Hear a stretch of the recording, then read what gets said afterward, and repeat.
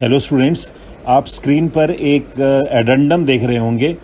Addendum होता है एक अमेंडमेंट जो भी किसी में किया जाए।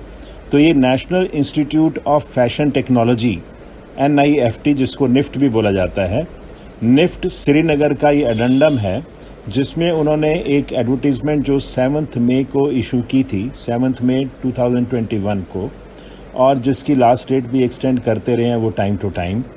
उसमें उन्होंने कुछ चेंजेस भी की हैं और उसकी लास्ट डेट में भी एक्सटेंशन किया है। तो चेंजेस में हम देख सकते हैं कि आप स्क्रीन पर देख रहे हैं 10 तरह की अलग अलग पोस्ट हैं। अगर हम सीरियल नंबर 7 की बात करें तो वहाँ पर उन्होंने जूनियर असिस्टेंट की पोस्ट दिखाई है। ये लेवल 2 की पोस्ट है, लेवल 2 की पोस्ट है। और इसमें जो टोटल वैकेंसीज हैं 8 हैं, जिसमें UR की 5 हैं, SC की 1 है और OBC की 2 हैं। तो और इसमें आप एक और चीज़ देख रहे होंगे, last date for submission of online application is 20 August 2021। क्योंकि उन्होंने अमेंडमेंट किया है, इसलिए उन्होंने जो है डेट भी एक्सटेंड कर दी है 20 अगस्त, और ये 9 जुलाई का एडेंडम है जो आप स्क्रीन पर देख रहे हैं। अब हम इसकी फर्दर डिटेल देखते हैं। अब हम इनकी एडवर्टीजमेंट देखते हैं जो इन्होंने इशू की थी 7 मई को।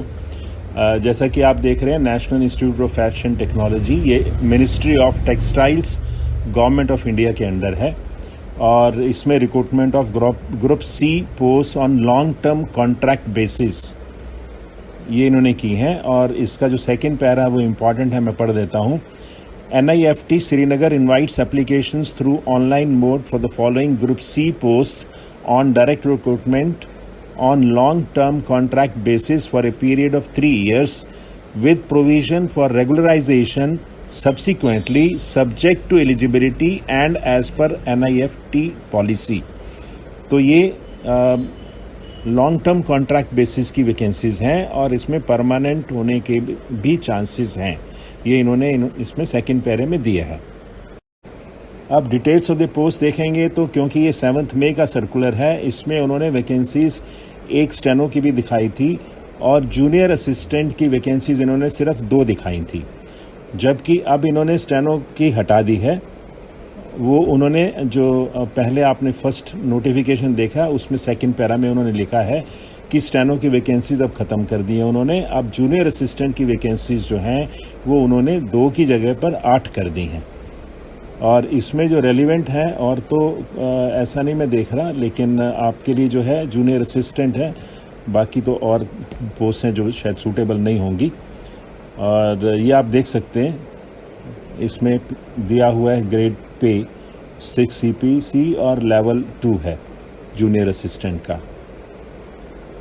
अब हम और डिटेल्स देखते हैं। Particulars of the post junior assistant, educational qualifications और एक्सपीरियंस वो क्या मांगते हैं इसमें। नंबर 1 है passed 10+2 examination from a board और its equivalent recognised by the government, a typing speed of 30 words per minute in English or 25 words per minute in Hindi, computer proficiency which includes competency in MS Word, applicable software for written mail correspondence, competency in management of mail accounts, competency in retrieving information through search applications, और number 4 जो है candidates who have done diploma in computers shall be given preferential weightage. Age limit as on closing date is 27 years. Maximum upper age limit for NIFT employees may be relaxed up to 5 years or total length of service rendered on regular and or long-term contract basis, whichever is less. Application fee जो है वो category के हिसाब से दिए, आप देख रहे हैं स्क्रीन पर। जनरल EWS एंड OBC के लिए अमाउंट इज़ 500 और SC ST PWD and female there is no fees for them. तो fee can be paid only through online mode using NEFT। वो आप डिटेल्स देख लीजिएगा। एज रिलैक्सेशन में दिया हुआ है, age relaxation in upper age limit to reserved categories shall be provided as per standard Government of India rules. Centre of examination में इन्होंने लिखा है NIFT Srinagar shall notify the venue और centre of examination separately No representation or request for change in this regard shall be entertained, whatever be the reason. Scheme of examination में देखिए, the selection of the candidate shall be purely on merit list. The merit list will be drawn on the basis of written test, consists of multiple choice questions and skill test wherever applicable for the post as indicated below. इसमें इन्होंने assistant F&A और assistant warden का दिया है. हम next page पे देखते हैं. हम आप देख रहे हैं जूनियर असिस्टेंट के लिए. अब जूनियर असिस्टेंट के लिए क्वांटिटेटिव एप्टीट्यूड, बेसिक इंग्लिश और जनरल अवेयरनेस, ये 3 जो है सब्जेक्ट हैं. और फिर उसके बाद है computer proficiency test, MS Office, Word, Excel, PowerPoint और टाइपिंग टेस्ट. रिटन टेस्ट जो है उसके 70 मार्क्स होंगे, ड्यूरेशन होगी 2 आवर्स, और स्किल टेस्ट जो है उसके 30 मार्क्स होंगे. और इंग्लिश की जैसे उन्होंने पहले बताया 30 वर्ड्स पर मिनट इन इंग्लिश, ये उनको स्पीड चाहिए. Duration is 20 minutes. ओके. उसके बाद जो है general terms and conditions, the applicant must be a citizen of India. इसमें कोई लोकल रेजिडेंट होने की रिक्वायरमेंट नहीं ऐसा. उसके बाद post are to be filled up on long term contract basis for a period of 3 years with provision for regularization subsequently subject to eligibility and as per NIFT policy. ये last page है उनकी जो भी advertisement है 7 मई की उसका.